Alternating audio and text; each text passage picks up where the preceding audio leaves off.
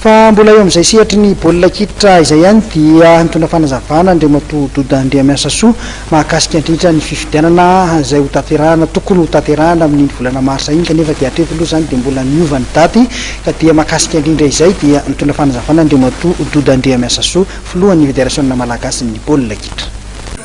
Ny taratasin'ny FIFA mazava be izy zany nangataka izy raha azo atao izy ka fanotrandarana malagasy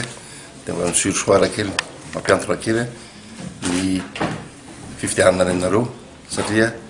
be dia be ny fitarainana tonga aty aminay dia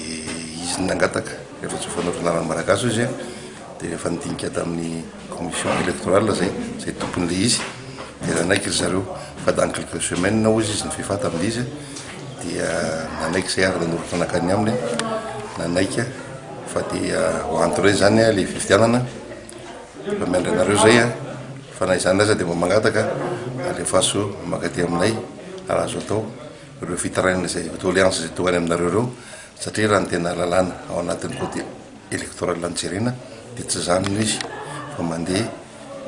recours tapitra ny recours dia makany amin'ny tasy rehefa voavalin'ny tasy eny iny miverina makany amin'ny FIFA fa matoa zany misy tonga sala am'izao dia tsy zay ny processus électoral raha momba an'iny zany momba ny baolina malagasy ionge mandeha foana na misy ny tenin'ny FIFA hoe ho avy zay na tsy ho avy zay na ahoana zay resaka any mandeha fa manombana foana tsika ny équipe pirenena satria zay nitanjona aloha am'izao fotoana zao mbola tsy nanao tsika kanina rehefa tsika am'izao fotoana zao hita hoe mbo manamana chance andeha amin'le kanina dia manombana match amiko maromaro atao any France ny fédération na amin'ny volana mars iny